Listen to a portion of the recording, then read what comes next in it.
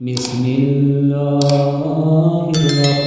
الرحمن الرحيم ياسين والقرآن الحكيم إنك لمن المرسلين على صراط مستقيم تنزيل العزيز الرحيم لتنذر قوما أنذر وهم غافلون لقد حق القول على أكثرهم فهم لا يؤمنون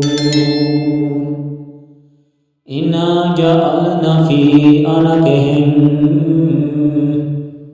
أغلالا فهي الأذقان فهم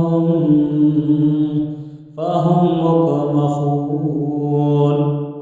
وجعلنا من بين أيديهم سدا ومن خلفهم سدا فغشيناهم فهم لا يبصرون